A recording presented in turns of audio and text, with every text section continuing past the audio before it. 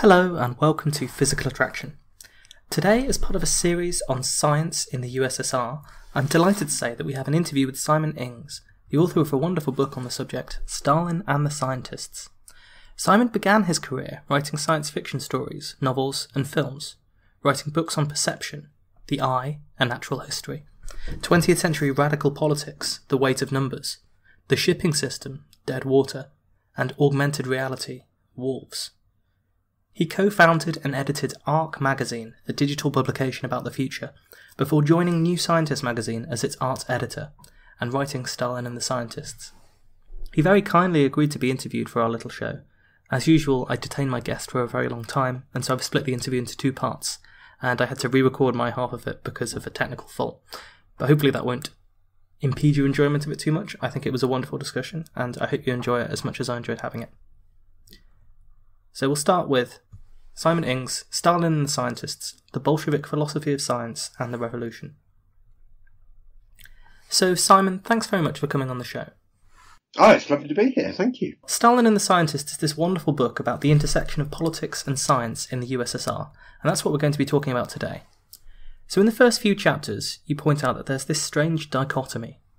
In some aspects, the socialists were totally radical, but in other respects they were following the same ideas that previous Tsars and emperors had had about reforming Russia. This desire to change this vast territory filled with disparate peoples, from a sort of centralised and top-down kind of way. And it also seems that just as the ideas behind communism found themselves adapted and perhaps twisted to the specific circumstances of Russia, so the scientific ideas found themselves twisted to the specific ideology of communism and the needs of governing Russia. So that we're all on the same page, it would be great if you could give us a historical picture of Russia before the revolution and the events of that revolution. Yes. Russia has always been a remarkably wealthy country that has never found a way of realizing its wealth.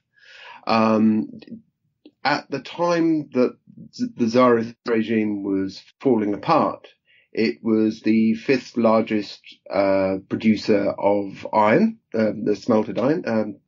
It was the world's largest grain exporter. And yet its vast natural resources remained largely untapped. And what resources it did have, in particular grain, went into very odd places.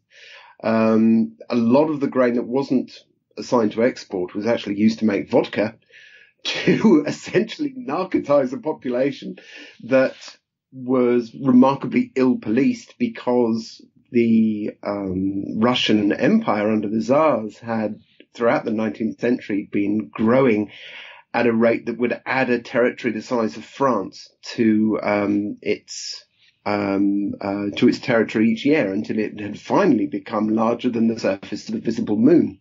The scale of this country is sometimes hard for Westerners to appreciate, and especially English people to appreciate, because of the weird projection qualities of most of our mapping. So Britain turns out to be as large as Ukraine on most, on Google Maps and so on. It's not, and Russia's really big. So that's the first thing to say about Russia, is just the sheer scale of it, and also it's an incredibly hostile environment. The further east you go in Russia, the colder it gets. That's a bigger temperature differential than north-south. And large parts of Russia are relatively infertile. This matters less now because we have learned to develop crops and to breed crops that can handle relatively poor soils. And this is something we'll get onto, I'm sure. But at the time of the revolution, most of the Russian Empire was simply not particularly fertile. It was incredibly hard to farm there. And this shaped both the science and the politics, because the economic system by which most of the Russian Empire ran was not capitalist, for the very good reason that capitalism needs to generate surpluses. The whole point of capitalism is that you can acquire capital, and you acquire capital by selling surpluses. But within the Russian Empire, your agricultural economics is predicated not on providing surpluses, but from protecting against starvation. And so you have a tradition of communal living and collectivization that long predates the Soviet Union and is about getting hold of resources and saving them in case of a failed harvest, in case of a hard winter. We've actually got very good records of the weather in these territories that go back to about 400 AD. And so we know how hard the climate is. And not only was your economics shaped by this hostile environment, your science was shaped by it as well. I got one of the many darlings that I had to kill while preparing this book was the fascinating life story of Russia's most revered anarchist, Prince Peter Kropotkin. What I found fascinating about Kropotkin's politics is that it developed directly out of his science. Kropotkin, like most of his generation, was fascinated by Darwin, by ideas of evolution and how the mechanisms of evolution might work. But he took to task the idea that animals, species are in competition with each other. And he did this not out of political conviction at first, but out of his understanding of how life in the taiga is lived during winter, because he knew full well that in his own territory, in the forests of Siberia, species would effectively cooperate in order to survive the winter. That there was a kind of communal living that took place just in order for anything to survive. Now you can unpick that and say, well, where is the intentionality here, and what do different species actually intend by their actions? And he was a smart man, and he understood the problems associated with this idea. But he said, this is not just raw competition. Something more interesting is going on. And so this idea of communal living and about sacrificing the individual for the species were ideas that actually did have scientific currency at the time in order to explain how the ecology of the more extreme territories of the Russian Empire actually functioned. So there's people politically here who are hoping to draw an analogy and say, we're observing how nature works in terms of the animal kingdom and how it's adapted to the harsh climes and environment of Russia, and we're going to try to use that for a model for how to govern, with emphasis on individual self-sacrifice for the good of the common group and so on. Yeah, well, there's a wonderful expression I came across recently from Marvin Minsky, bless his heart, who talks about suitcase words. He's talking about, machine learning, and he says the problem is that we have we come up with a couple of circuits that learn something, and we say, they've learned, and we use this as a metaphor for how a couple of circuits behave, and then we forget that it's a metaphor, and we wander around talking about learning as if it's something that machines can do, which is it's actually not true. That's not what learning is, and Darwin provided. Not just Russia, but the whole of global culture, really, and particularly Western culture, with a whole raft of suitcase words which were then misappropriate, misprisoned, misapplied, sometimes creatively and sometimes to genuine intellectual effect, and sometimes catastrophically. As people rushed to come up with political metaphors that sounded scientific. The idea of competition itself is a misapplication of a Darwinian idea, and this took place in London almost at the moment when Darwin's work was published, and we're very familiar with that. In Russia, there was this strange misreading and sort of hungry metaphorizing of communitarian ideas and early ecological ideas to describe a new kind of politics that would be better than the autocratic regime of Nicholas II, Alexander III. This discussion of suitcase words reminds me a lot of some of the physicists I talk to discussing their likes and dislikes of analogy. So an analogy is great until it gets you somewhere that's misleading, because people try to extrapolate too far from the analogy, or they forget that what they're dealing with is just an analogy to reality, and not the fundamental theory, not the fundamental reality that exists beneath that analogy. When you use an analogy, you have to be careful, because the use of an analogy is essentially the fact that it's kind of making use of the fact that concepts are already linked in people's brains in a useful way. But it can bring with it additional concepts in that bundle that you don't want linked together. So, for example, a good analogy for the expansion of the universe is that it's like the surface of a balloon that's being blown up. And that's useful because, in the sense that the points on the surface are moving away from each other as the universe itself expands. But then if you try to extrapolate that analogy too far, you might conclude that the balloon would burst if we expanded it too much, which, we don't know necessarily about the universe.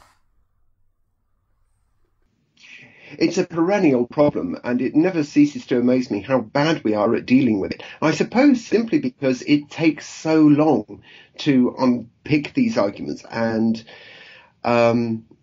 we're always trying to get to the next new idea. We don't want to have to keep reinventing the wheel, but sometimes you wonder, we ought to take a step back. I was recently in the audience when Will Self was doing a splendid deconstruction of the whole idea of art and science working together to produce work, and he got into a dreadful barney with a professor of physics, actually, who talked about physics being the pursuit of ultimate questions, to which, needless to say, Will Self smiled somewhat malignly and said, maybe you should take a course in philosophy.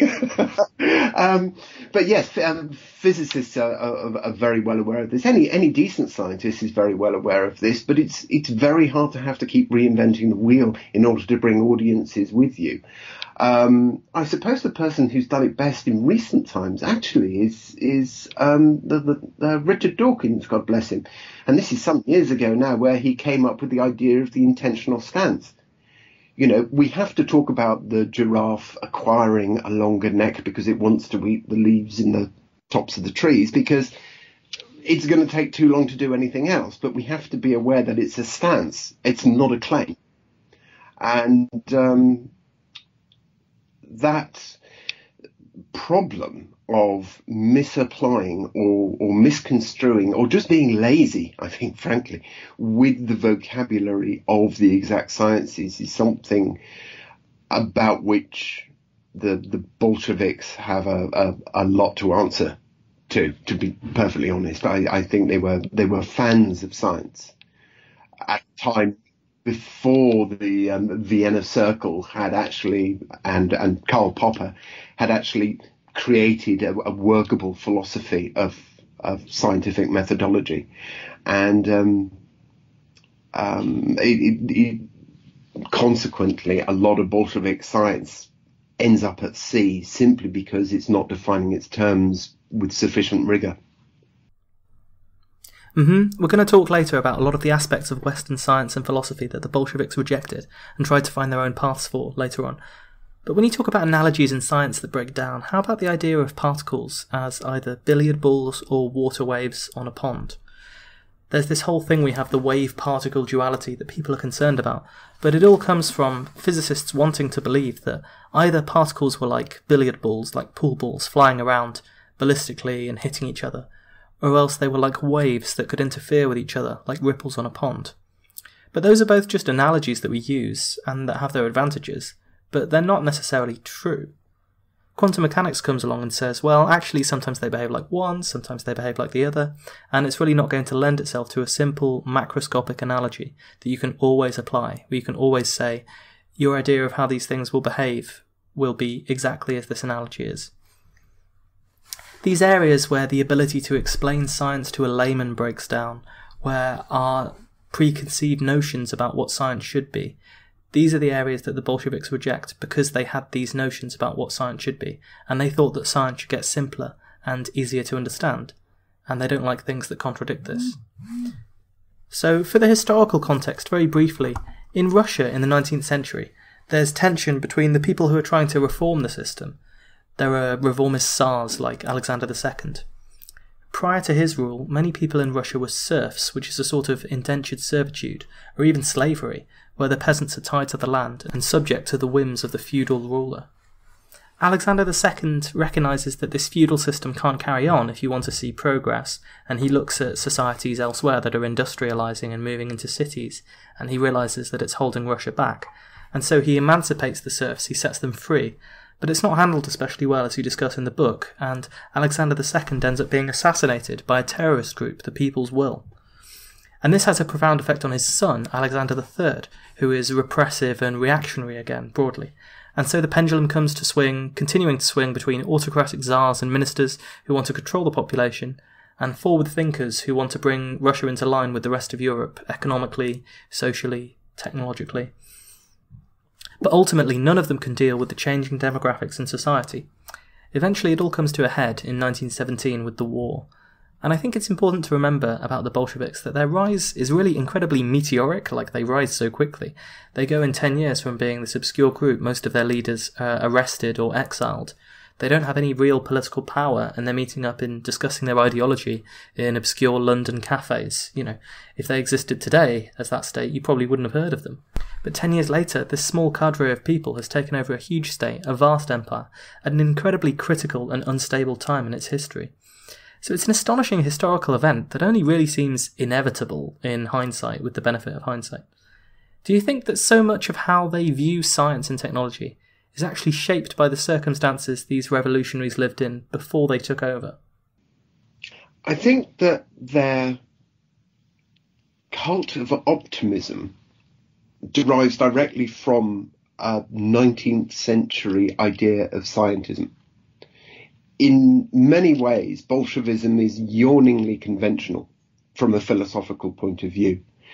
They embraced an idea that all sciences, as they existed at that point, were picking away at understanding the mechanisms of a real world. And that as they advanced, they would start to interconnect.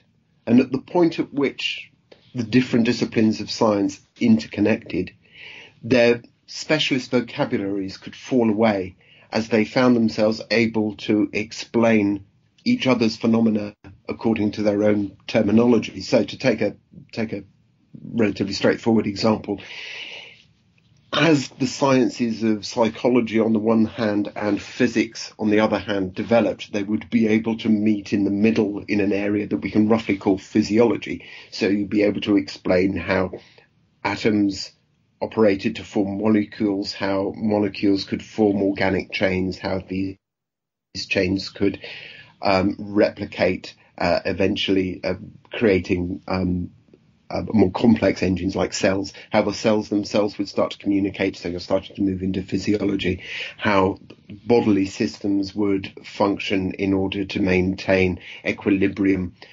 and not only physical equilibrium, but psychic equilibrium. So now we're entering the territory of Ivan Pavlov, and everything should be explainable in terms of everything else. And this was a typical 19th century conceit, if you like, a dream.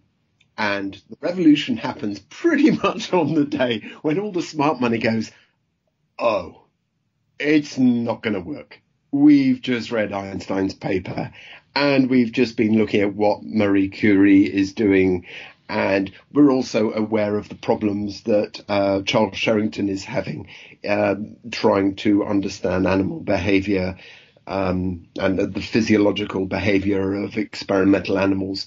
And we're suddenly realizing that mathematics and rationality and scientific methodology, to the extent that we've developed it, are wonderful tools at unpicking the real world.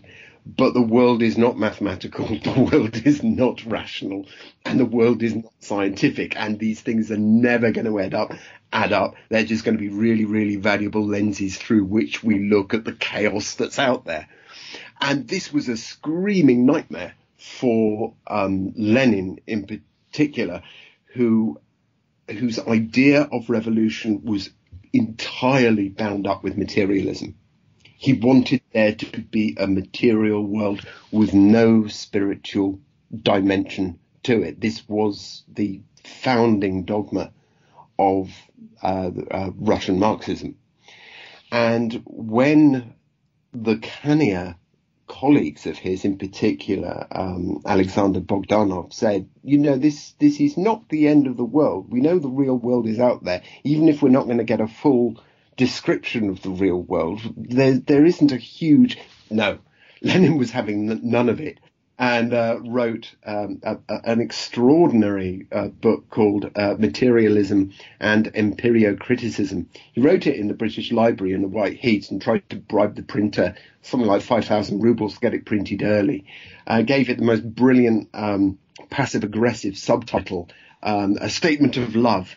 And it was basically an attack on Alexander Bogdanov, in which he says, and this is his only work of philosophy, really, it's the only work you can really call philosophical, in his desperation not to allow any kind of idealism, any kind of nuance, any kind of difficulty or vagueness into a scientific account, he throws out not only Aristotle, he also throws out, he even goes to the extent of throwing out Plato, in saying that what we perceive of the world is an exact mirror image of reality.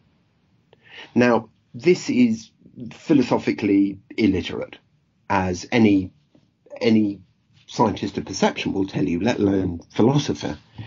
And it would, in any other circumstance, have been forgotten as something of an embarrassment. But what actually happened was that this became a vital dogma for the Bolshevik cause.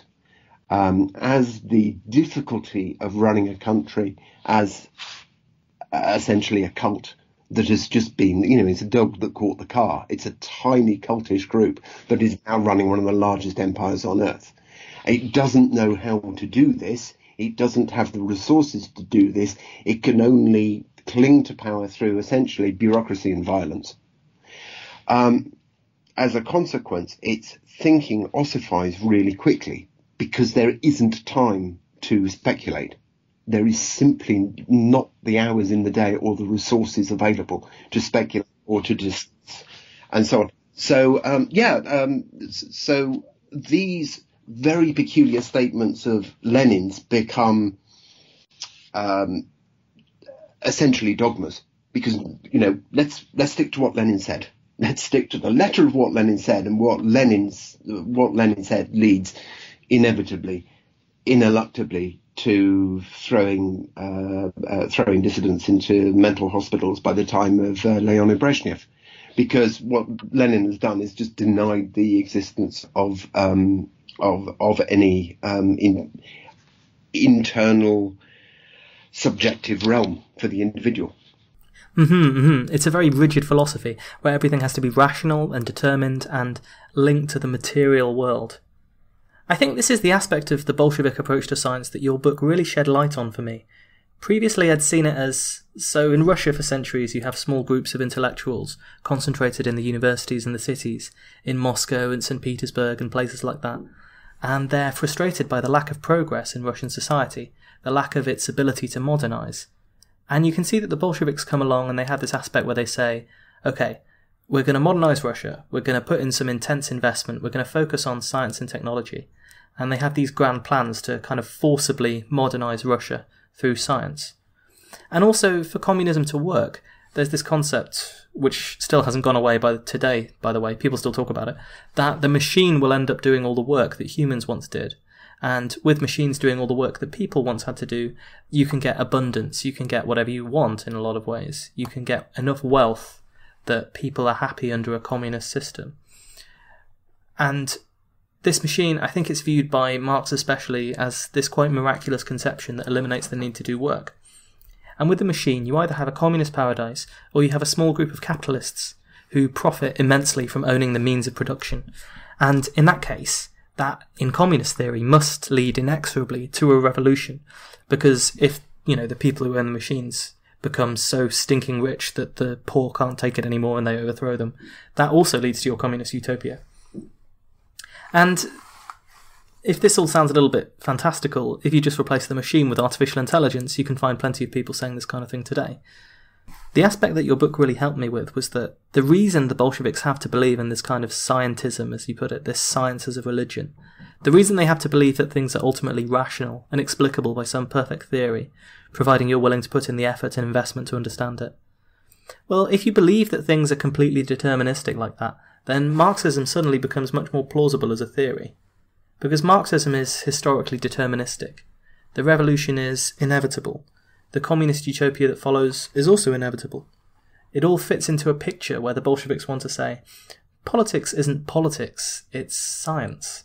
We understand the scientific theory behind political actions, and this then gives your movement, your little movement, a legitimacy that it might not otherwise have. I mean, saying, my historical philosophy, my political philosophy is historically inevitable, it kind of helps you to win the argument. Yeah. No, that's very well put. The main thing to remember about Bolshevism and the Soviet state generally is that it's our first great global experiment in scientific government. And we've made smaller, almost comedic mistakes of a similar sort since. I was a card-carrying Blairite in the day, looking forward to metricization, and we can solve the queues to the hospitals by recording numbers, and we can model everything mathematically, and we can actually get evidence-based policy.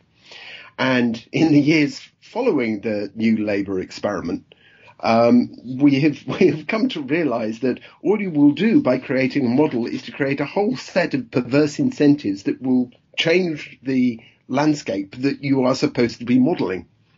So that, the world is not deterministic, because there is no such thing as linear cause and effect. There's only circular cause and effect. Everything affects everything else all the time. The irony is, of course, that the first person to state this in a really coherent and exciting and practical way was Friedrich Engels, Marx's friend, who came up with quite a brilliant bit of hand-waving. You can't really call it a philosophy. It's certainly not a scientific methodology, but it's a wonderful metaphysical conceit, I suppose, which goes by that ghastly name, dialectical materialism. And essentially, dialectical materialism is everything changes stupid. And from that statement, you can pretty much unpack everything that dialectical materialism is. And of course, anyone in the life sciences, even then, looked at this idea, everything changes, everything has a history, everything affects everything else. It's chaos out there, guys. We're picking through it. All the biologists of the day went, yes, and we can accept dialectical materialism. In fact, we've been doing it for years without calling it anything. The physicists throw their hands up in horror, and still do to a certain degree. But you do have remarkable minds within the physics community, like Lee Smolin, saying, no, time is not a dimension.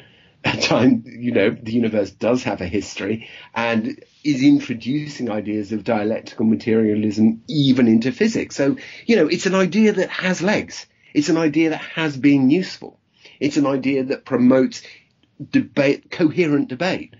The tragedy is that this conception of the way the world works and the kind of questions you have to ask becomes a blunt weapon with which the Soviet state, particularly after the Second World War, beats its bourgeois opposition. And at that point, when people are being accused of failing to factor in dialectical materialism, these words mean, scientifically speaking or philosophically speaking, absolutely nothing. It's just a political blunt weapon. And you're reading this stuff thinking, how did such an extraordinary idea or set of ideas or an extraordinary set of expressions of an idea end up being used as a stick with which to destroy people, to destroy their careers, to have them exiled, occasionally to have them shot, God help us.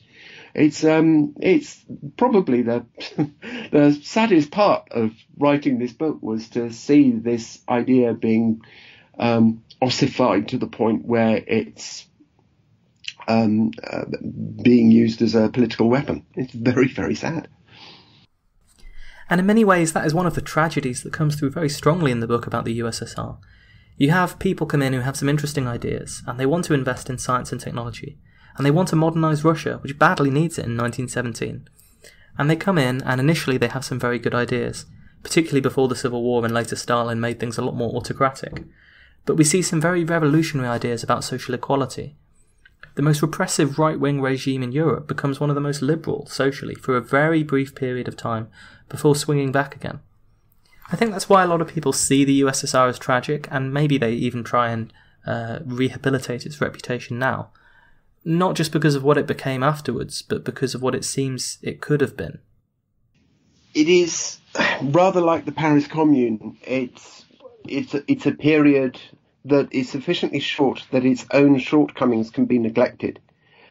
And that's, that's what the expression beautiful lie refers to. There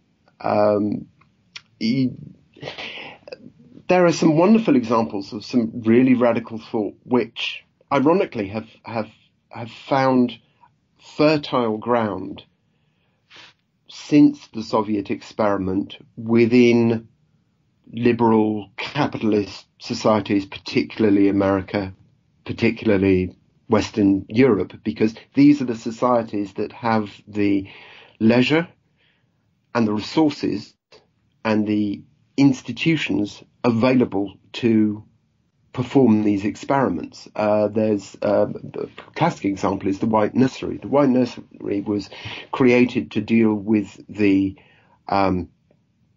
orphan problem after the Civil War. It was run by Sabine Spielrein, who had been a pupil of both Freud and Jung, and was, the forgotten third of that triumvirate, if you like. And Vera Schmidt, who was a very talented psychologist, who was also the wife of a government minister, Otto Schmidt. And so this experiment in education and bringing up children who were traumatized, who were forgotten, who had no resources, who'd been living on the street or prostituting themselves to survive, was absolutely extraordinary experiment in early years education, which got a lot of international interest and actually resembles, if you know it, the experiment of Summerhill. You find these experimental schools cropping up at around the same time in various parts of the world, essentially to deal with the catastrophic demographic consequences of the First World War, when so many fathers died. And yet, at the same time, this experiment is taking place where there are tens, if not hundreds of thousands of children to be looked after. And it's a really expensive experiment at that. It looks after one of Joseph Stalin's sons, but it takes in just a handful of actual orphan children from the streets. It's run by people who are looking to transform the concept of family so that marriage ceases to be ownership and children are held in common, which is a lovely idealistic idea. But when you've got tens to hundreds of thousands of children wandering the streets, pickpocketing and prostituting themselves, maybe undermining the traditional family is not such a good idea. So you can actually see where the forces of reaction are coming from. It's not hard to sympathize, actually, with these forces of reaction, because you don't have the resources to muck about at this point. Lenin himself once got hold of a newspaper where one of his colleagues, one of his younger and more idealistic colleagues, was talking about how engineering would be transformed to a truly socialist engineering, and it sort of goes off in that kind of territory that we're familiar with from humanities PhDs today. At which point he scrawls across the article in pencil, and who's going to build the locomotives then? He's right. He's just right. The experiments that survived are still being discovered and renewed. It's remarkable. You can't walk into a robotics department these days without having someone talk about Lev Vygotsky, who was a child psychologist who said, actually, the model that we picked up from Jean Piaget, that children go through an autistic period where they think only of themselves and then start to integrate with society, is nonsense. We discover ourselves by integrating with others. If there aren't others around us, we will never develop a self. And a self is developed through an internalized conversation that we have already had with the outside world. And about 5 years ago, actually probably a bit more now, a decade ago, some bright spark picked up Lev Vygotsky and went, robotics, that's what we need. Suddenly we can talk about agency in a way that's sensible and is actually useful to us. And so Vygotsky is actually regarded now as one of the founding fathers of, certain aspects of development in artificial intelligence. Whereas originally he was just trying to look after, kids orphaned after the First World War. And it took that long for ideas that were that radical to find their home, to find their place, and to find a country with the resources to be able to play with them. That's a fascinating story, and one that does speak to this Bolshevik impatience to change things. You think of other revolutionary movements in the past, like the French Revolution, and they say, okay, now we have a cult of the supreme being, and also all of your time is going to be metric and divided into 10 months to the year, 10 hours with 100 minutes and so on. But you get this reaction from the rate of change that you're seeking to impose on society when people aren't ready for it. That rate of change makes it more likely that you will end up with an autocratic government, because at times of chaos, people reach for a strong leader. And they're not wrong to do so. It makes perfect sense. When the Titanic is sinking and the water's coming through the bulkhead, you reach for the strongest person in the room with the clearest instructions, who's going to tell you what to do in order to survive. Yeah, there's no time for a lengthy debate about the philosophy of sinking and so on. Yeah. So Stalin was the classic example of someone who creates chaos in order to be the strong person who can get you through the chaos. And the purges of the 1930s, and particularly the Great Purge of 1937, essentially you never knew who was going to get the knock on the door because there was no reason for it. That is the point. And one of the, just if I may, one of the difficult parts of writing this book was to deal with first-hand accounts and also the accounts written by the children of people who'd been killed. Who would say he died because, or she died because she was a physicist and the state disagreed with Einstein, and so she lost her job and she died in Siberia, or whatever the story happens to be. And that is an awful tragedy. It's an historical fact. It is an atrocity that has to be recognized. But the element that doesn't quite hold water is the idea that this person lost their job or even lost their life because they were a physicist, because they were a geneticist, because they were something. Nobody wants someone to die for no reason. Nobody wants their relative to die for no reason. And so there are a lot of what, if I wanted to be unkind, I would call myths about the Soviet relationship to science and how the Soviets mistreated science. Often it's not about mistreating science at all. It's not even about mistreating scientists. It's about mistreating people who are old enough to remember the days before the revolution, old enough to have acquired some money, old enough to have been brought up in a state where you could actually buy into the nobility, and they had. And so you have a lot of stories which attempt to dignify the dead through saying that it was through their work and through their thought that they came a cropper under usually the Stalinist regime. Tragedy is they were often just picked alphabetically. And dealing with that was really gut-wrenching, I have to say. Yes, I researched, before I started the physics show, I did a lot of shows about Stalin's life. reading accounts about the terror, not only the arbitrary nature of the punishment, but what happened afterwards. I remember reading this first-hand account of a young girl whose parents were both picked out on the same day. She returned home to find that they'd both been arrested, and of course no reason was ever given for these arrests.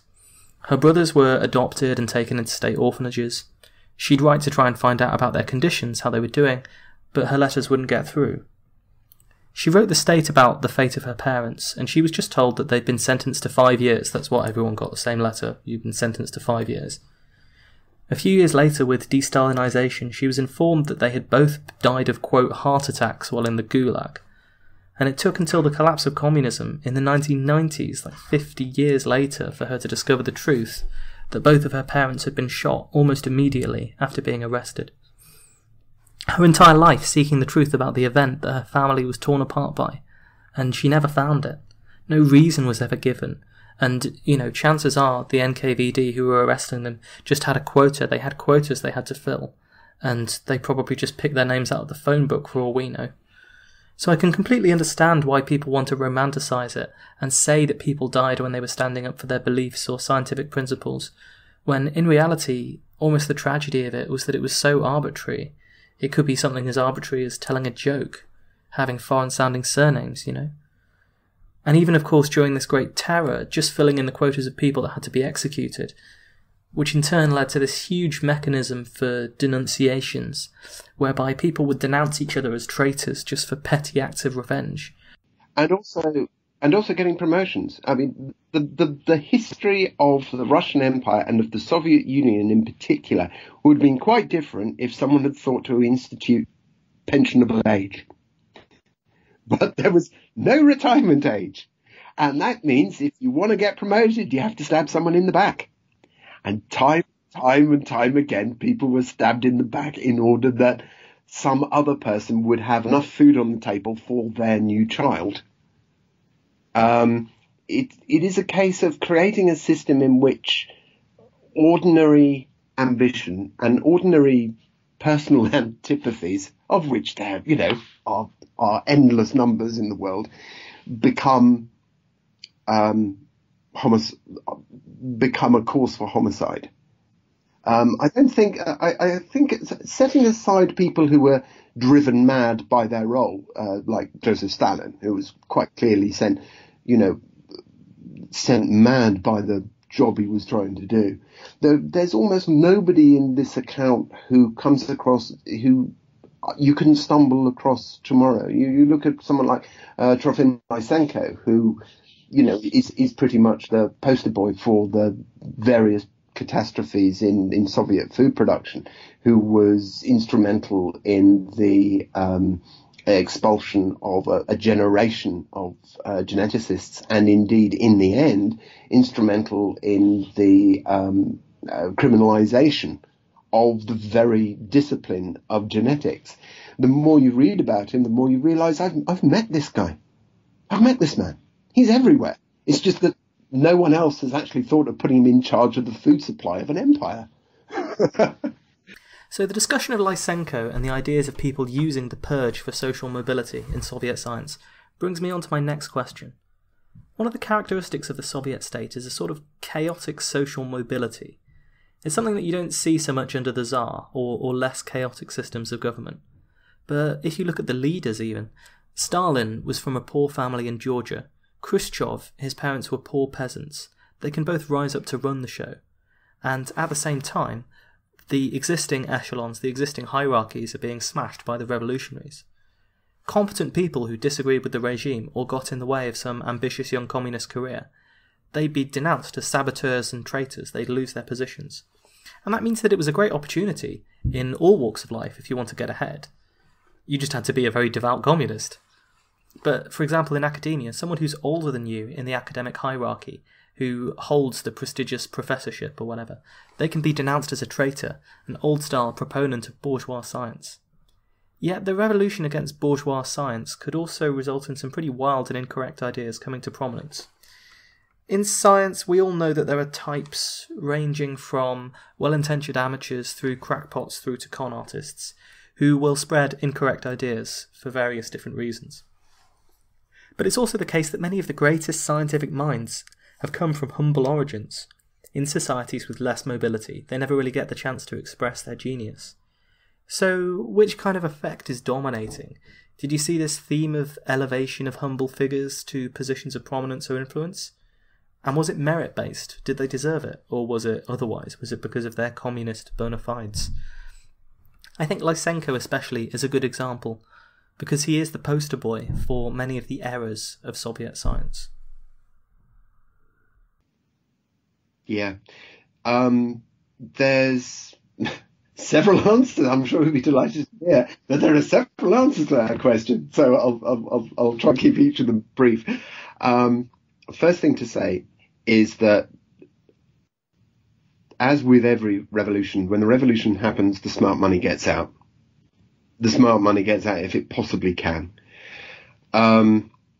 So the world's first experiment in scientific government began life with almost no scientists.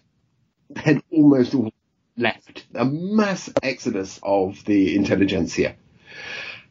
As a consequence, people who had been ignored under by the Tsars, by the Tsarist regime, for the very good reason that they were as mad as a bag of cats, finally got their day in the sun when they approached the Soviet authorities and said, "I'm doing this wonderful work. I was always ignored by the Tsars.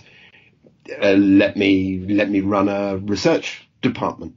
And quite often these people were handed money, resources, not so much money because there was none, but certainly resources, buildings, equipment, in order to follow their own hobby horses.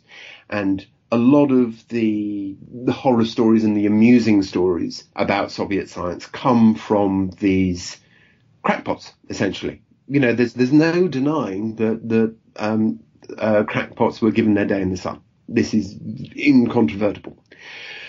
On the other hand, a lot of their they weren't just promoted because they happened to turn up on a wet Monday morning and people were bored.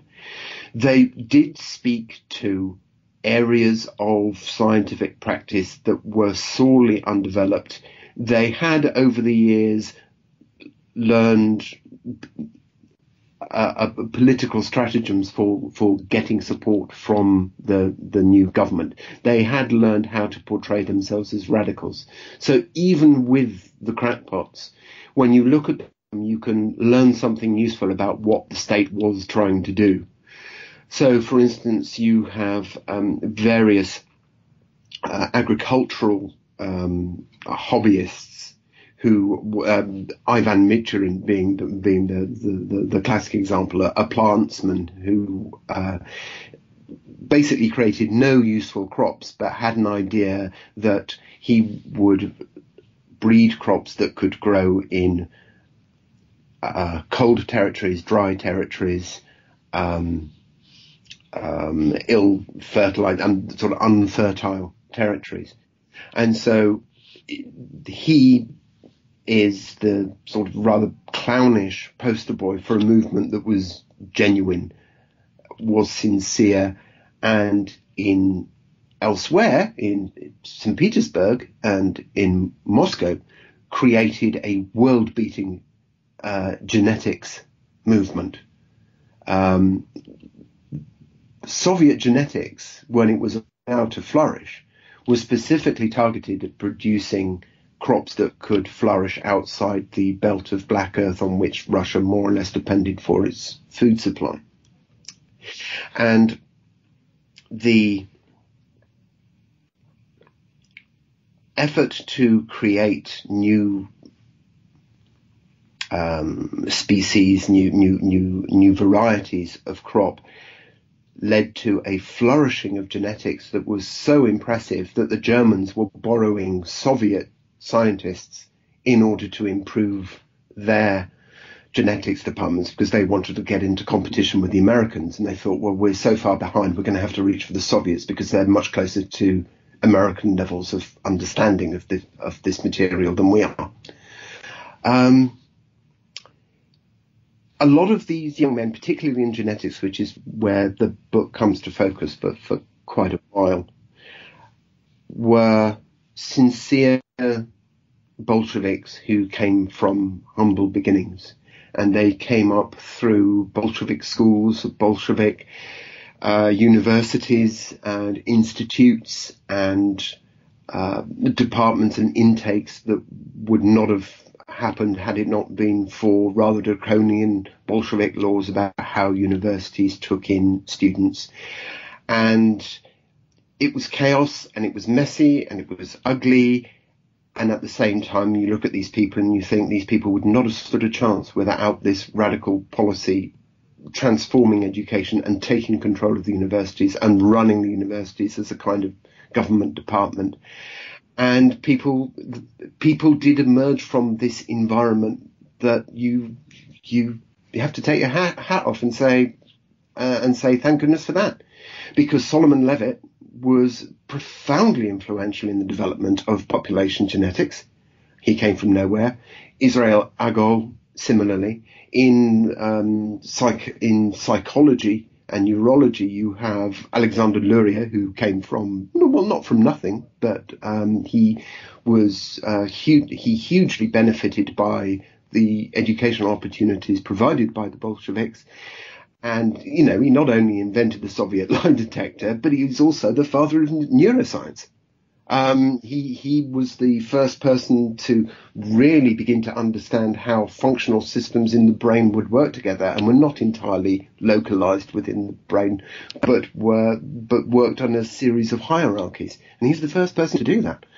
I could list any number of examples of, young men and young women who took, mostly men, I have to say, who were in a position to take advantage of Bolshevik educational policy.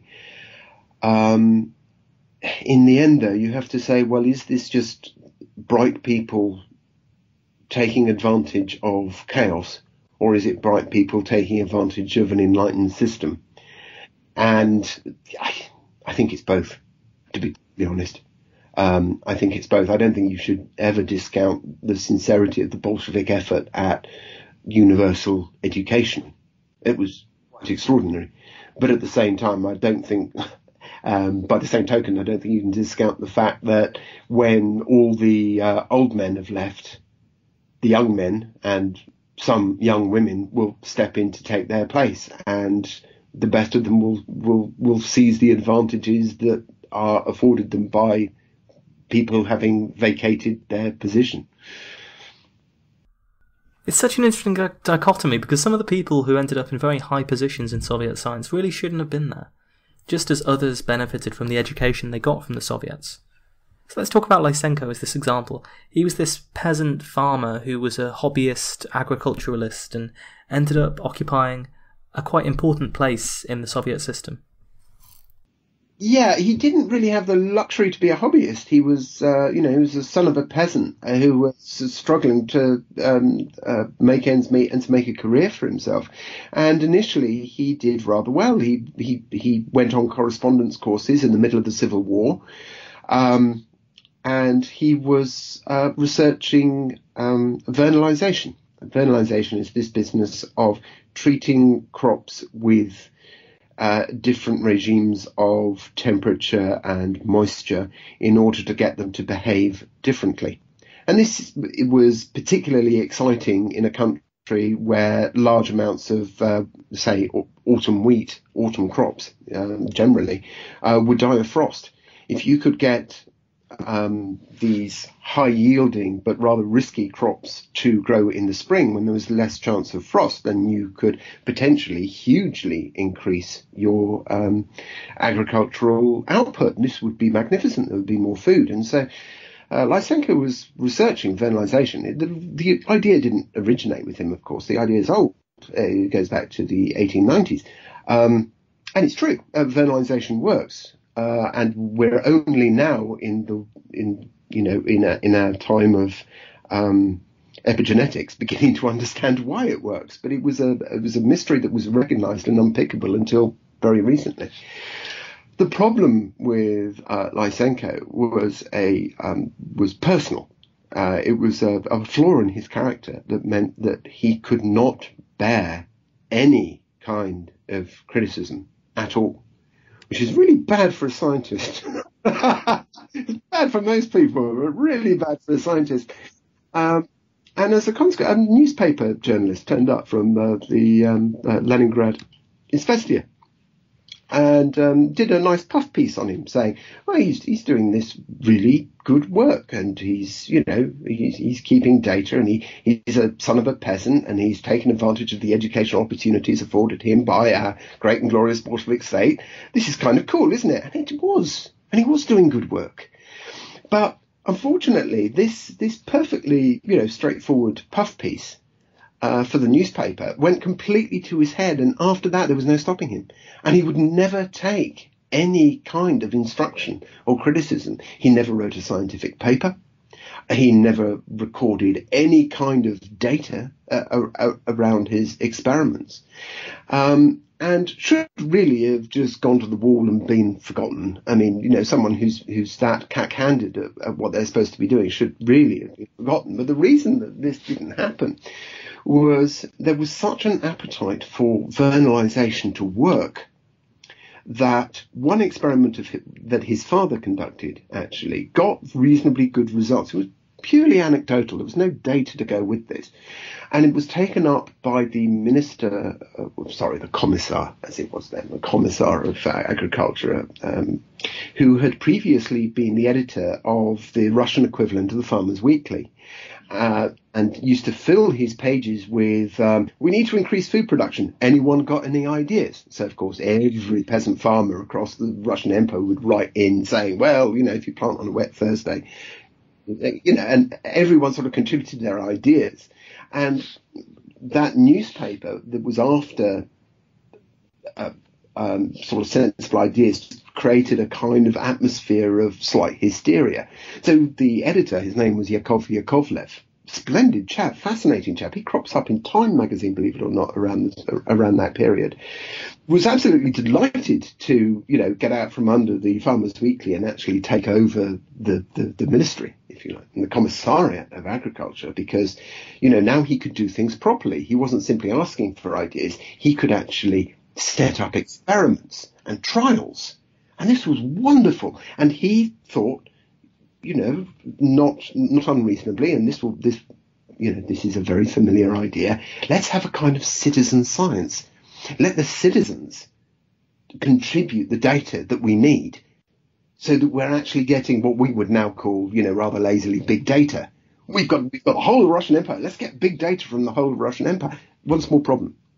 Yakov Yakovlev, fan of science, supports the idea of citizen science. What's not to like? What's not to like is that he's not a scientist, and he has not the first idea how difficult it is to create a questionnaire. So he sends questionnaires out to a relatively small region, saying, "Okay, please do this with your crops. Treat them with cold temperatures. Come back to me and tell me how the trial goes." Now, everyone is drowning under bureaucracy at this point because there are no institutions, there are no schools, there are no roads, there's no money, there's only paper. The whole state is being held together by papers going back and forth. And so the people who are running the collectivized farms are generally just throwing their hands up and going, "Oh, what's this next piece of paper? Oh, 5 stars. Get it off my desk." And so they return everything with a positive review. Now, in the end, people are sending back positive reviews because if they don't, they get into political trouble. But this is before that. This is just drowning in paperwork. Everyone is sending a positive review back about this small experiment in vernalization. To which Yakov Yakovlev responds, "Oh, that's fantastic. We got 100% success rate. This is brilliant. Let's roll this out over the Ukraine." And so and eventually across the entire Soviet Empire.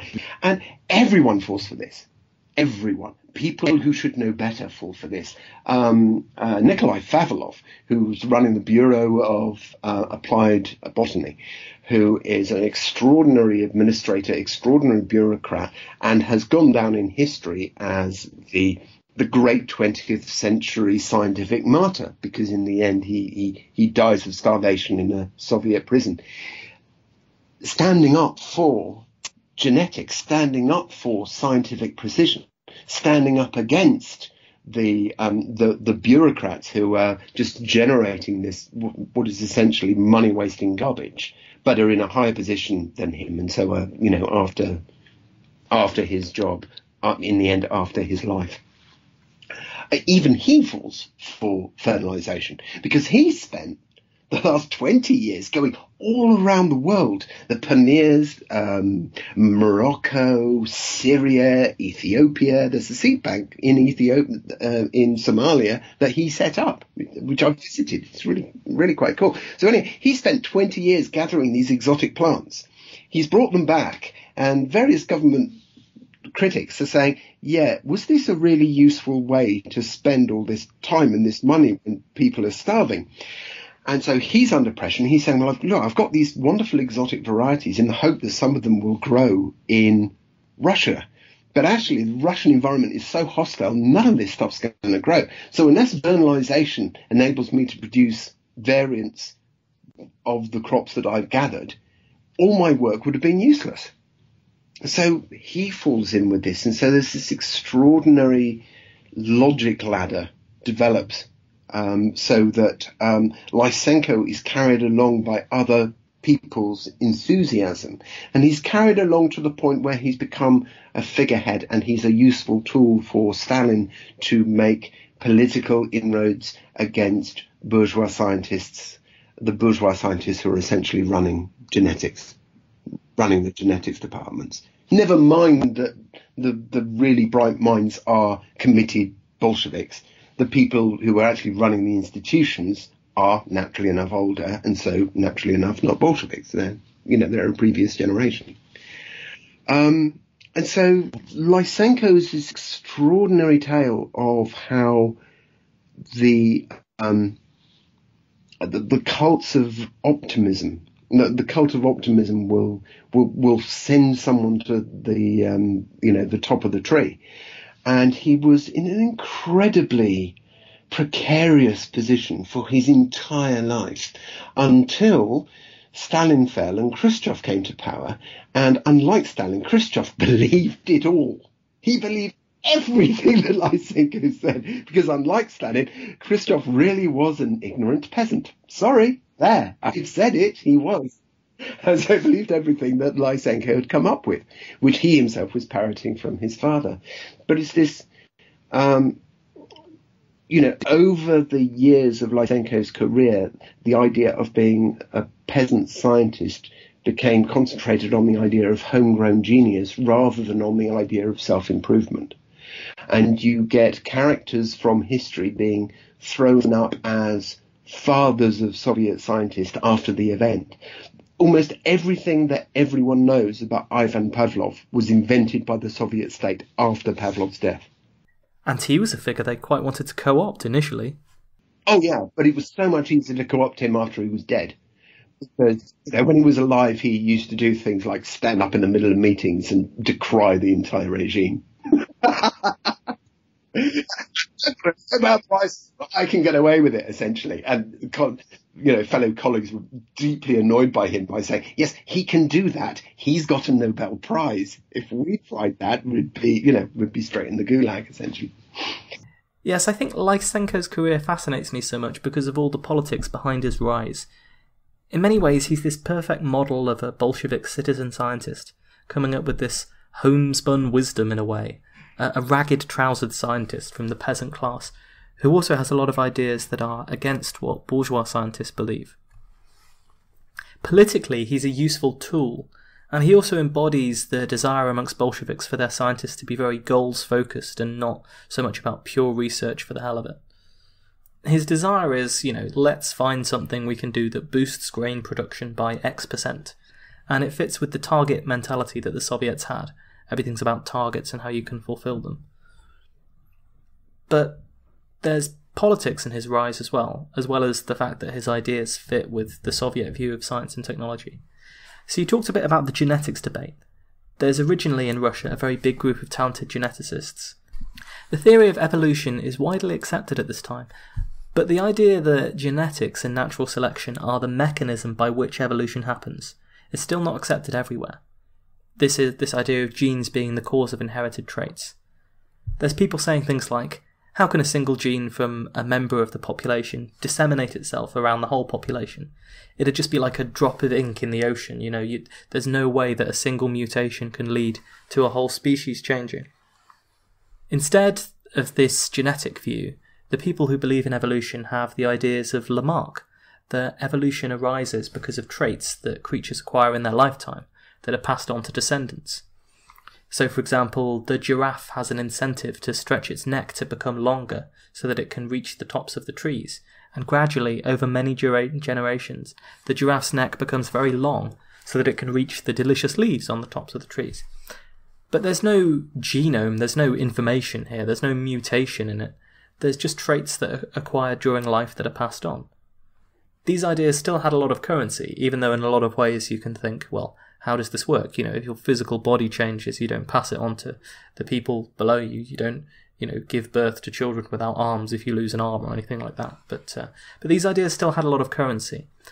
So in some sense, we had the politics of Lysenko the man that led to his rise and him becoming impossible to criticize in a lot of ways. But there's also a politics to his ideas. Saying that things happen because of natural selection and Darwinian competition is quite capitalist, that this is the mechanism that drives improvement, and also the idea that your fate is set by your genes, it's not as egalitarian as it might be. You compare that to Lysenko's ideas, that individual plants can sacrifice themselves for the good of the rest, for example. That's an idea that has a lot more political content that's sympathetic to the Bolshevik cause, even though both of them might seem at first glance like scientific ideas.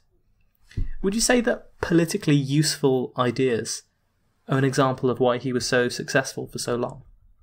It's true to say Darwin himself was uneasy with early genetic ideas and on occasion quite persuaded by Lamarck's theories, because boldly stated, genetics is really problematic. We've grown up, you and I, in a world where genetics and evolution seem to be part of the same argument. But what we tend to forget is that we are standing on the shoulders of intellectual giants who took a good half century trying to work out how these ideas could be at all compatible. And you've hit on the biggest difficulty with genetics from an evolutionary point of view, which is if one individual has one genetic change, it can't possibly spread through a population directly. It will simply be absorbed in the way that a drop of ink will be absorbed by the ocean. Now, this is true. You cannot expect one individual to extend the gene directly through a population through their own, personal virtue and fitness. It took a chap called Chet Verikov, working with another Russian geneticist called Serebrovsky, to start to unpick this business of population biology, which is that a genetic mutation will occur and will remain in the genome unexpressed until such time as a population small enough to interbreed will throw up and express that mutational change. Most of them will be inutile, but occasionally one will be useful. And that's how you end up with chaffinches with different beaks. It's because the chaffinch populations in Galapagos are so separated, so isolated from each other, that all these genetic variations will get expressed in all these different groups. It doesn't really happen with antelope, for example. You're not going to get massive variations in antelope on one continent because they tend to graze over large areas, but you are likely to have an ibex in one place and a reindeer in another because those groups are separated. Now, the mathematics of that, the hand waving's easy. Mathematics is screaming. It's a screaming nightmare. And there was one thing that Lysenko could not do to save his life, and that was mathematics. He was mathematically illiterate. What made it worse was that the chap who was working with him, Isaac Present, who was an ideologue and philosopher, he too knew no mathematics. And in order to sustain his professional standing, he had to oppose the use of mathematics in biology. And he would stand up and say that the use of mathematics in biology was a politically retrograde step. It was the forces of reaction were using mathematics to sully biology, which had nothing to do with mathematics. It all gets completely crazy, I have to say. But to get back to the point, the idea that living things will pass on acquired characteristics to their progeny was so much easier from from a mathematical point of view to explain how species change and speciate and adapt. That is a much, much simpler way of looking at the world. And it has a certain beauty, it has a certain elegance to it. Plus, you've got things like vernalization, which suggests that actually living things are to a certain degree plastic, if only we knew how to treat them. So there is evidence for Lamarckism. And when you start to develop your theories, most of the evidence that we now recognize as evidence of genetic mechanism dyed-in-the-wool traditional 19th century Lamarckist of good intent and real intelligence can take that same evidence and with complete intellectual rigor and honesty use that same evidence to argue for Lamarckism. But it's really hard to see where genetics fits in. The other problem was political, and that is if genes are, there is a genetic mechanism that is material, that is chromosomal, that is not a statistical effect, but it's an actual physical mechanism of genes lined up on a chromosome. That means there's a finite number of them. And if there's a finite number of them, that means there's a finite number of ways in which a living thing can pass its genes on to the next generation. So for the early researchers into this idea, it was extremely uncomfortable, this notion that that the genes can only throw up a certain limited number of variations. For a start, that doesn't tie with the evolutionary record. You know, nature has not run out of ideas yet. Quite the contrary. There doesn't seem to be an upper limit to the number of variations that a species can go through. There's a lawfulness to it, but, you know, we don't keep getting the same individuals again and again. So that's the first problem. It doesn't feel right from the evidence. The second problem is much more political, and that is, well, we're just at the point where we've sorted out infectious disease, trauma, and now we're looking at constitutional diseases of process, diseases that you can inherit. Now, if there is an absolutely rigorous, contained, boxed-in mechanism of genetics, there's no way in for therapeutics. There's no way in for people to deal with conditions like cystic fibrosis and Parkinson's and all the others. So it's very uncomfortable for a doctor who's a sincere Bolshevik to say, well, I can maybe one day come up with a cure for flu, but I'm never going to come up with a cure for, an inherited condition. There's no way in. Now, unpicking that one, happened during the 1930s, right in the middle of the purges. There was a moment of an intellectual ferment and a huge argument, fascinating argument, proper argument, not shouting match, argument between Serebrovsky and Agol and Levitt and these sort of towering intellects of Soviet genetics that were saying, well, we're beginning to realize that genetics is mathematically sufficiently complicated that there is wiggle room here, that we're not talking about shuffling a finite set of cards. We're talking about a much more complicated system that has to do with the way that genes are expressed in the environment. And the mechanism can work.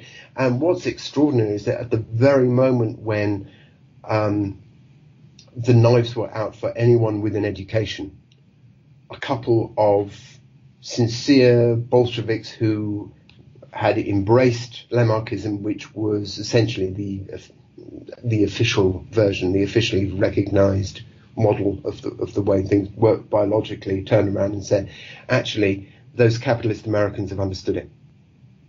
They understand it better than we do. They've got the answer, and we're going to research it.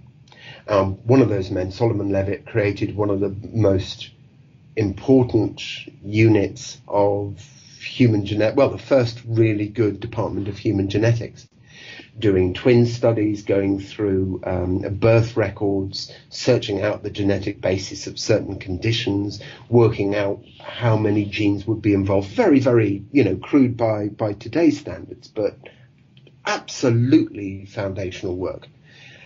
He was shot. He was shot. It's a tragic story, and it kind of brings us to an intersection of Bolshevik politics and society, which is this resistance to outside influence. So when we're talking about the concerns over genetic diseases and therapeutics, it makes you think about the Eugenics Debate which was going on in the 1930s. The Nazis were of course very much in favour of controlling human populations, and I guess the study of human genetics was warped by them into an excuse for sick, discriminative policies and eventually for the Holocaust. And it was in some sense the embrace of eugenics by the Nazis, although the ideas were popular in the West too. Yeah. It's an American idea originally. That led to the Soviets rejecting genetics and genetic determinism, and rejecting the study of eugenics in particular. You might naively have thought that eugenics would be popular with the Bolsheviks because they kind of wanted to engineer society. They called their poets engineers of the human soul. They had these idealized versions of perfect citizens, and they had things like the Stakhanovite movement, where dedicated individual workers strive to perform these incredible feats and so on. So if you've got this view of a perfect society with perfect workers and things like this, then you might think that they'd be in favour of eugenics to create that society. It is, it's one of my pet bugbears, actually. I'm trying to rescue the word eugenics single-handedly and against the world. I'm determined to have eugenics back because, of course, the Department of the idea of calling the study of human genetics and not eugenics was Soviet. And it was a decision made by Solomon Levitt, who realized that eugenics had become a dirty word because of the use to which eugenical ideas were being put by the Americans and then by the Danes and the Germans. Eugenics itself simply means human genetics. It's certainly that's the way the Soviets took the term, understood the term. And in terms of engineering new people, absolutely. I mean, that's what the National Health Service does. This is what we're for. The whole National Health Service is predicated on eugenic ideas, which is that you educate people not to spread dangerous genes between them. You give proper advice to people with conditions so as to limit their spread.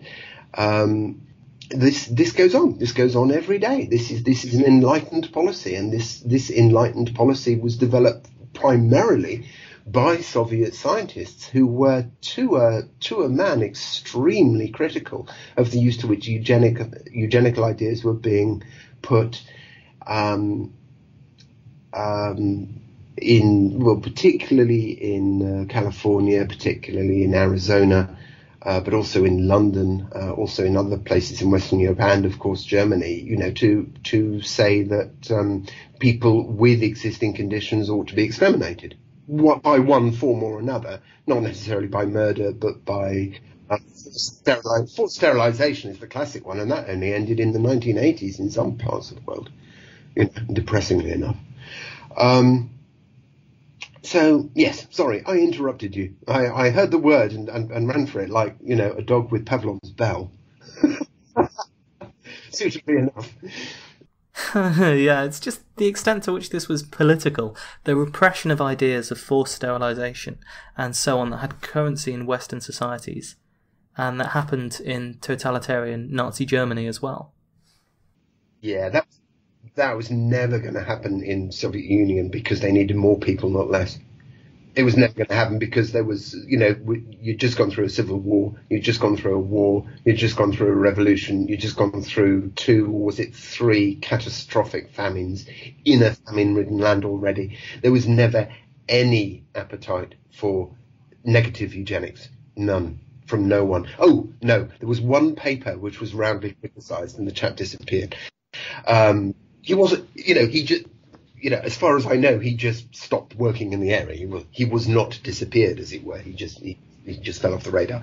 There was never any appetite. But of course, that didn't stop the Stalinist regime, in particular, from using negative eugenics as a stick with which to beat its political opponents. It could turn around and say, these geneticists are clearly crypto-fascist, simply associating one group with another. And, to begin with, there was a genuine debate, and there was genuine frustration with some of the older bourgeois workers in genetics who were doing genealogical studies of famous Russians and, Russians of accomplishment. And there was real frustration on the part of the sincere Bolshevik wing, saying these people are successful and intellectually erudite because they've had the social advantages. You're not actually doing correct scientific work. You're assuming that everyone starts on a level playing field, and this playing field is so not level, it's a joke. And people got angry about that. And so that's a really interesting part of doing this book, actually, was to tease out the genuine criticism and frustration from the politically expedient attacks. And what's moving is to find people who were absolutely at the forefront of attacking men like Nikolai Koltsov for doing rather bad bourgeois science. These are the people who go to the wall with him in the 1930s and defend him literally to the death. Because in the end, they're on the same side, and they're on the same side of actually, throwing ideas at the world and seeing if they work, So scientifically, we must see a chilling effect, because you have this presence of the NKVD, and the idea that if you're unpopular, or if you annoy the wrong people, you could be denounced as a traitor, and potentially even arrested and executed. At the same time, politics impacts science because the USSR becomes very isolated. Ideally, science is an international enterprise with as much collaboration and open access to data and research as we can possibly get. But if fraternising with foreigners marks you down as a traitor, it's a lot more difficult to go to conferences and do things like that. Yeah, and that was the big problem with genetics, of course, because it only works if it's international in the early days, because you need to carry flies from one country to another. You need fly stocks. You need big data. Use that word lazily again. I'm sorry. In a minute, I'll say curation. My head will explode. God will strike me down. for using such lazy terms, but you need a lot of data, and you only get that if you have departments all over the world working on the same stock of flies and, same stock of Drosophila and seeing how they behave in different conditions. And that's what really, that's what really ended genetics in the Soviet Union. In the end, it wasn't an argument about genetics versus the inheritance of acquired characteristics. It was about, were you going to have an international, pluralistic international science of free conversation, or were you going to have a science dedicated to the celebration of quintessentially Russian genius? And Stalin was a nationalist in a way that even, that Lenin wasn't. And his nationalism, once applied to science, pretty much ends scientific discourse for several, for 2 generations. There is another aspect of this, which is weirdly and sort of darkly comic, which is that if you have a state that regards itself as scientific and regards all vocabularies as getting simpler as science develops. See, this is the odd thing. Because the sciences are all going to interconnect, the vocabulary should get simpler. Whereas everything should be understandable by the man in the street. Anyone who's lasted this long in this podcast will know that before you develop science, the terms get really, really bizarre and stupid and crazy and incomprehensible because that's what we realise now science is. It's not going to interconnect. It's just going to get crazier as time goes on until only the AIs can do it. So you have a state that wants to be a scientific state that thinks that the vocabulary is all going to get easy. And so when scientists use their own vocabulary, the Bolsheviks say, no, we'll use the words of Marxism. We can apply Marxist vocabulary and the vocabulary of dialectical materialism to everything. See, this was the idea. They would take this great bit of hand-waving by Friedrich Engels and apply it to everything so everyone thought the same language. It was a kind of Esperanto. So as a consequence, it's very difficult sometimes to tell the difference between a scientific disagreement and a political row. And after the war, after people had gone through the Second World War as well as the purges in the 1930s, the people still imposed in the universities, they got wise to this. And so when it looked as if another crackdown was coming, they staged their own coups. They staged their own coups, and they would stage these incredible political meetings where everyone was, as far as the transcript goes, everyone's screaming at each other, and you think, my goodness, they've all gone, crazy. They're vicious. They're stabbing each other in the back. What's going on? This is worse than 1937. And then you dig a little deeper, and you go, yeah, but no one died. Where did this end up? Who was excluded from his department? Oh, he ended up being promoted. What happened? There was this one case you talked about where they basically just shuffled all of the staff around after politically attacking each other, and then nothing actually happened. It just looked like a purge. Yeah. It looked as if there had been, yes, exactly. You make it look as if there has been a purge. You make it look as if this political process is going on. Of course, this is fantastic in terms of not killing people and keeping your department running, and maybe getting a new job, maybe knifing some colleague in the back, but without actually sending them to the camps. Because everyone wants a better job. And this is the way of actually normalizing things, create this camouflage, this screen of political chaos and political infighting. But of course, it makes it unbelievably difficult to find out what on earth is actually going on in the department. Research. It must have been fun researching that. War. I've lost years of my life. Even though this is a generalist book, and minds better than me have done much of the heavy lifting. Even then, it's still wrapping around stuff is incredible. Yeah, I suppose a good way to do a bureaucratic purge by quota is to just declare that you've fulfilled your quota. Absolutely, yeah. So the last area I really wanted to touch on before we wrap up and try to conclude, although of course we could go on for hours talking about this stuff, it links Stalinist science back to the physics. One of the reasons I got so interested in this era of history was reading Montefiore's book, The Court of the Red Tsar, and there's a very excellent quote in there that is the title of a couple of my episodes, "We Can Always Shoot Them Later." That refers to the treatment of physicists specifically when the Soviets were developing the atomic bomb. And it was, you had this NKVD system headed up by Beria, who is widely and with merit considered one of history's worst sadists. And he had this entire shadow state of the NKVD secret police. The gulags were in effect their own economy, and they had their own technical and scientific production wings. In some ways, this was what allowed them to build great cities like Magnitogorsk and huge engineering projects like the White Sea Canal with slave labour. But they also made use of the old bourgeois specialists from the previous generations by keeping them in these prisons, Sharaski. Sometimes there were entire secret cities devoted to nuclear research, which were known as atomgrads, where scientists were in this strange state. They were essentially held prisoner by the regime, and they were forced to work on military weapons and scientific R&D and the bomb, but otherwise they were treated quite well, much better than the gulags. There's an excellent quote from Stalin and the scientists about it. Quote, "A former Sharaska worker, Leo Kopylov, understood the logic of such places. They grab him by the scruff of the neck, drag him to Lubyanka, Lefotvoto, or Sokhonovar. Confess, bastard. Who did you spy on? How did you wreck? Where did you sabotage? They lower him once or twice into the cooler when it's freezing, when there's water in it.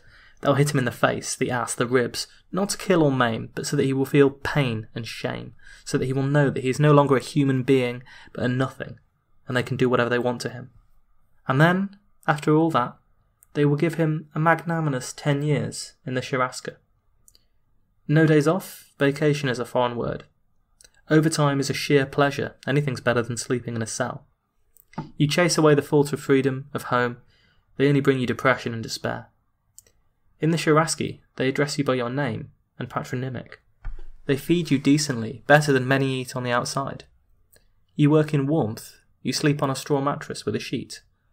No worries, just make sure you use your brain, think, invent, perfect, advance science and technology.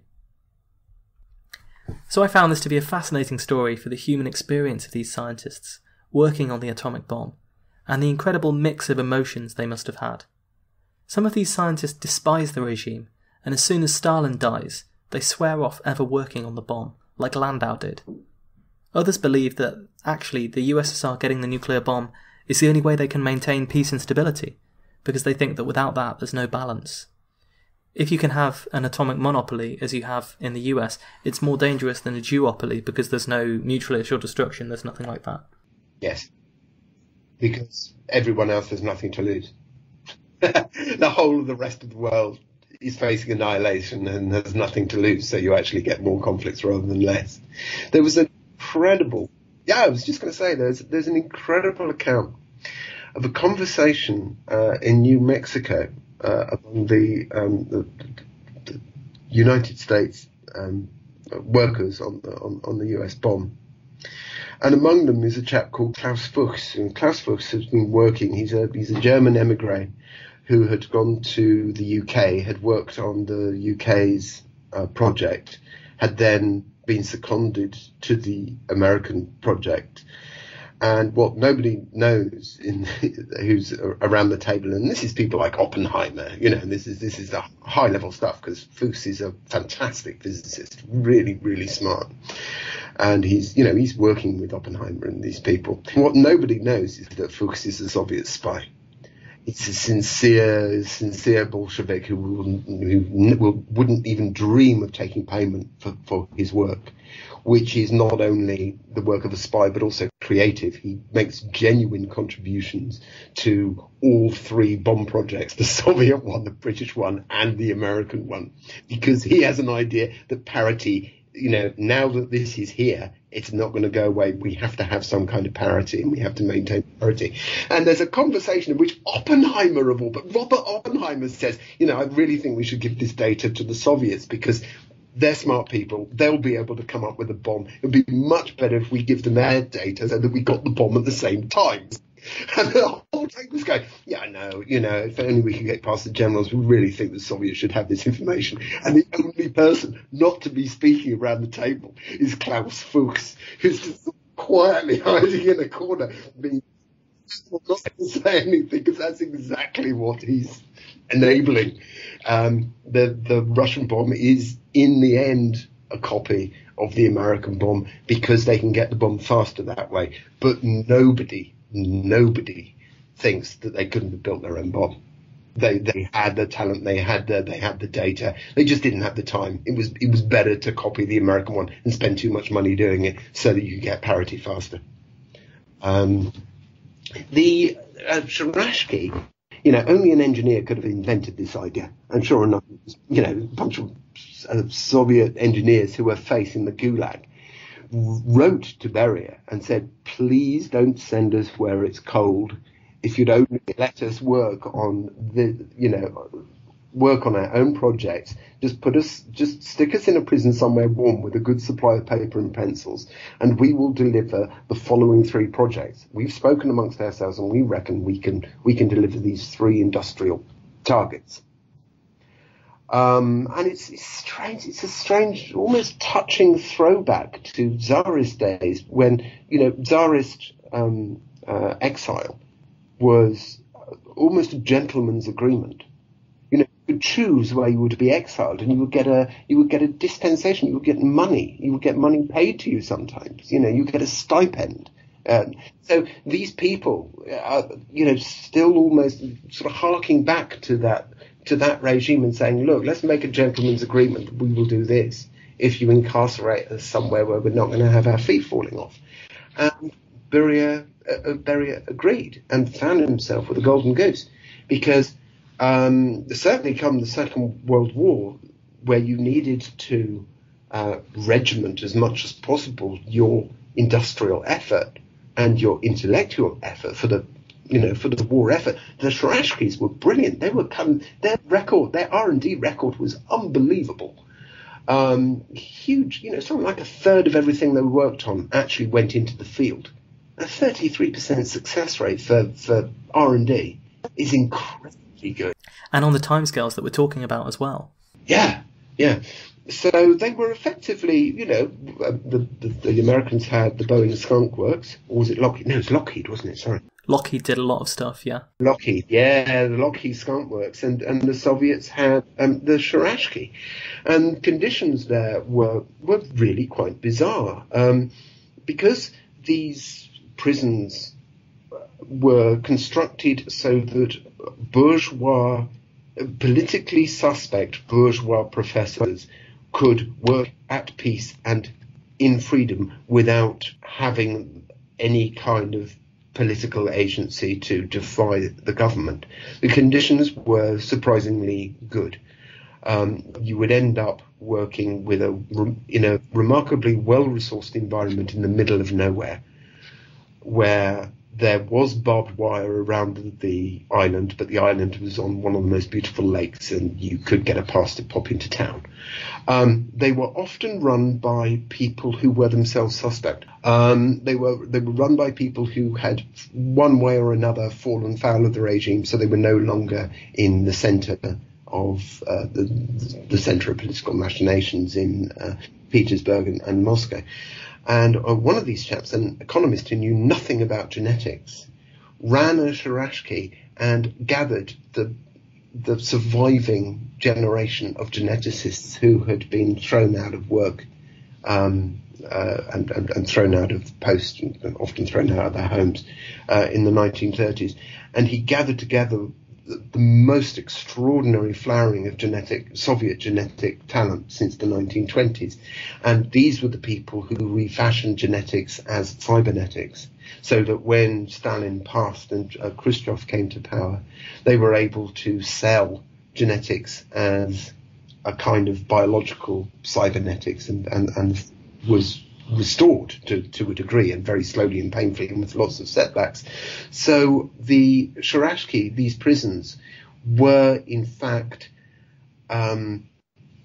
islands of intellectual freedom, and were civic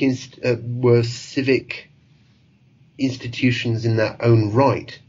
And this is why you have the peculiar cultural phenomenon of the Soviet dissident, as described by Sakharov, who says science, I have worked most of my life in these sharashki, these specialist prisons, and I see that, it is important for, science is an essential component of civic life, and only the scientists remember what civic life is. Now, of course, there's a dreadful irony here, because that's true for his experience, but what he's almost saying is that if only government could be run scientifically, we wouldn't be having the problems we're having. So reading Sakharov, you're thinking, no, you've missed the point. That would be the last thing we must do.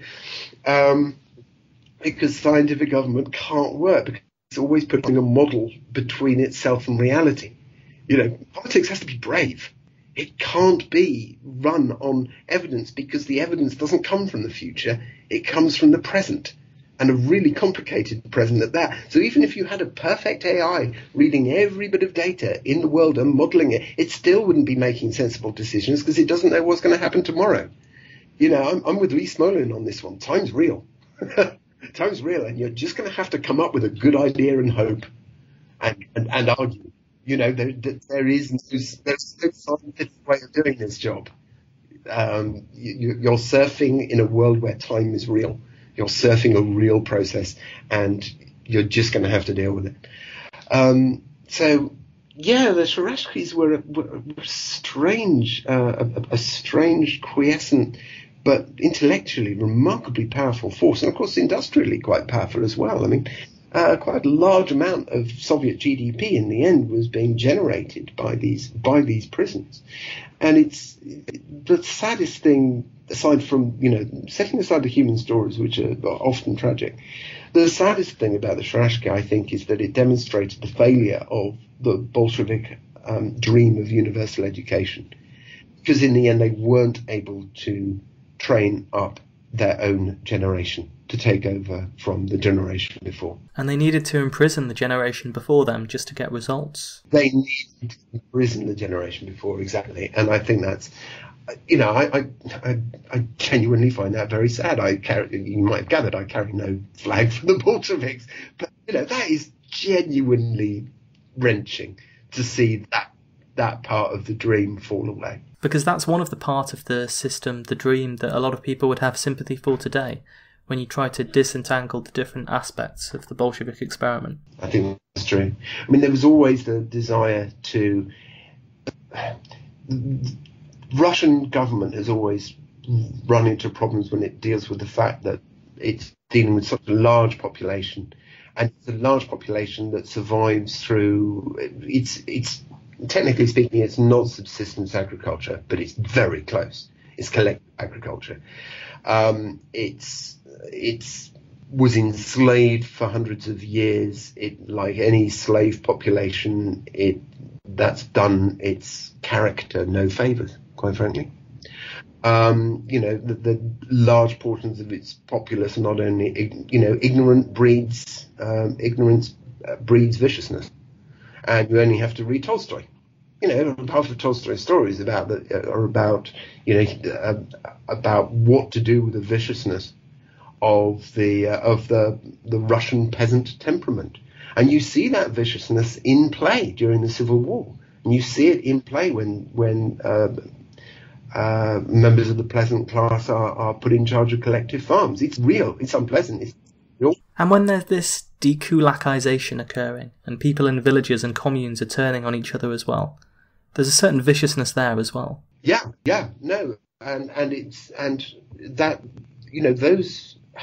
Those processes are dictated from the top, but they are made so much. The initial decrees are, their viciousness is ramped up with each level of bureaucracy you move down. That viciousness is real. And I don't think, certainly at the moment, I think, particularly we don't have the vocabulary to deal with national character, class character. I think we feel very uncomfortable about those ideas.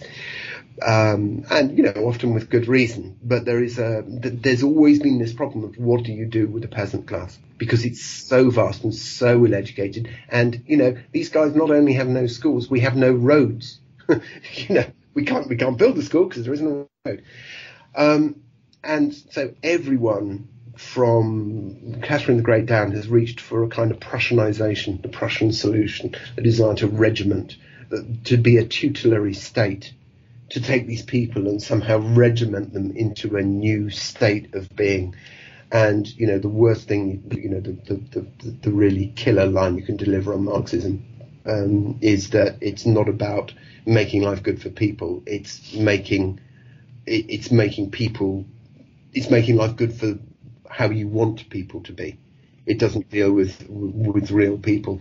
And you see that played out at human scale again and again in Russian history, and the Bolsheviks were no different. They reached for the solution of regimenting the state in order to deal with so many people they needed to educate so quickly. And yet, some of the early ideas, this is the thing, the early ideas died the death, so you don't see their shortcomings, but some of the early ideas are just enchanting. There's a chap called Alexei Gastev who started as a poet, but all credit to him, he was a poet who actually used to work in a factory. He was a fitter in a citron plant in Paris. And he wrote this extraordinary poem about the morning whistle that's in your book. I remember that well. And now at 8 in the morning, the whistles sound for 1,000,000 men. 1,000,000 workers seize the hammers at the same moment. Our first blows thunder in accord. What is it that the whistles sing? It is the morning hymn to unity. A little bit is lost in translation. Yeah. I mean, he came up with these poems in which people would melt together into a gigantic machine. And the Commissariat of Education, Lunacharsky, once wrote him a letter to say, "Look, are you serious about this? I don't know whether this is a good thing or not." And, Gastev, being a good poet, never replied, because, of course, he's both. He wasn't stupid. But he gave up poetry in order to create what were the first... Well, he created biometrics. He was creating these almost dance classes to show peasants how to behave in a factory. Trying to work out the ideal swing of the hammer to bash in the nail. To work out the ideal swing of the hammer. All this stuff is in the textbooks. It's all this stuff is really, really important. We understand so much about physiology through the institution that Gastev set up, and within that institution, the work of Nikolai Bernstein. And so, this idea that you could teach people a new way of living through motion, through dance, through poetry, through music, and that these disciplines would work together to create the new Soviet person, Homo Sovieticus. It was a remarkable dream. And again, all the really good ideas that came out of it have since played out, not in Soviet culture, though, in ours. We've inherited it. We've inherited these good ideas and we think they're ours, and they're not. This is really the generic final question that you expect me to ask you, but I'm going to ask it anyway. It's difficult to assess the legacy of Soviet science. After Stalin's death, some of his personal favouritism and bias went out of the equation, but Soviet science remained this strange mix of incredible innovations and, well, embarrassments. How would you assess the scientific legacy of the Soviet Union? And what would you draw out as lessons for us in our time? I think the primary lesson to take away from this is not the strangeness of Soviet science, but the degree to which it shows up formal problems that are not going to go away. There's no way that you come away from, even the most cursory study of this period with an idea that the Soviets were uniquely wrong about anything. There's a particular concatenation of historical circumstances that make the period horrific. And, the personal agency of Joseph Stalin is something that is not applicable to this podcast, but you and I and everyone else listening to this knows is important here.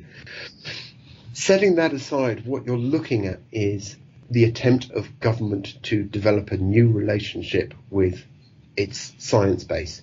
And the fact is that relationship will always be contested, because no working scientist listening to this will have not had problems getting past the board trying to get money for a new experiment. We've all received those letters through from the personnel department headed, words like attaining excellence with impact. That's a quote. That's not me making it up. That attaining excellence with impact. That was Manchester University. Hello, Manchester.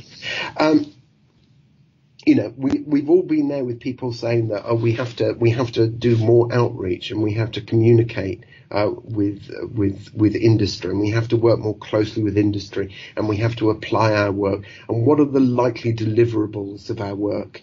Those are the pressures. And they're no different now to what they were then. And frankly, if we were all living in a country that's starving with an impoverished soil and a deteriorating climate, it wouldn't take us long to face some of the tragedies and atrocities and nightmares that the Soviets did. And guess what? We're living in a world with a deteriorating climate, a declining soil fertility. All the things that were visited upon Russia in 1917 are about to be visited upon the globe.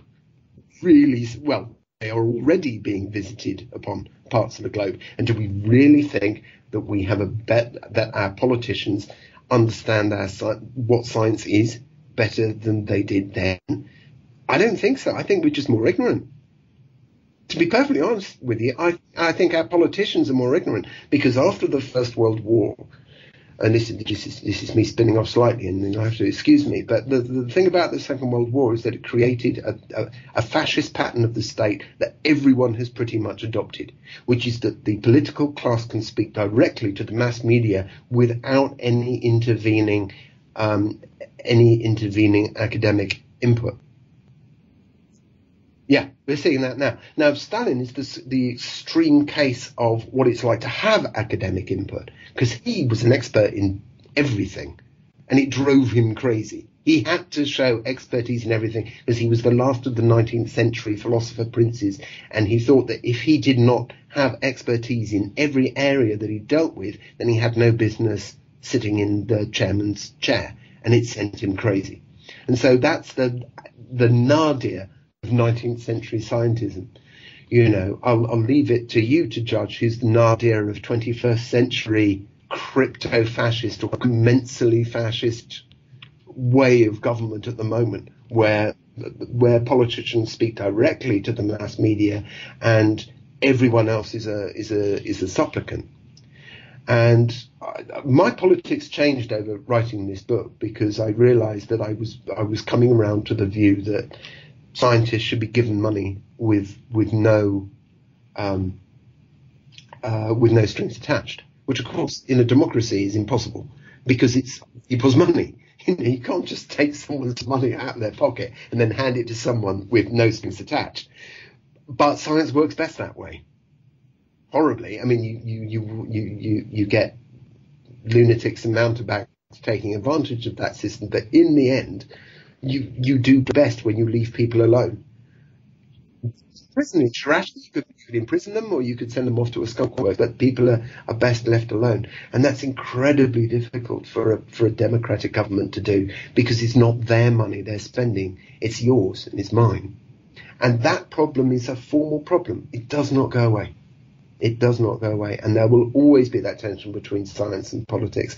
And the Soviet balance was not good, and there are many factors that went into what made it so deleterious for Soviet science. I genuinely think that the lack of a retirement age was a really, really big problem. And simple, practical things are a problem. In terms of how I judge you know, if you can do such a sort of grandiloquent and conceited thing as sort of judge an entire science base of a world empire, you know, half a century later, I think tragedy does outweigh the triumph. There's no two ways around it. I think that there are certain habits of thought and a certain iconoclastic approach to problems which is valuable, but I don't think it requires a particular political system for those values to be expressed. I think it takes bravery, quite frankly, and it's the bravery of a state that has gone through so much to try and build a better world, which is extraordinary. And of course it's tragic, and of course it goes wrong, but it's the bravery of people that sticks with me. There's so much human experience and so much of a legacy to assess that it's quite difficult to summarise it in any way.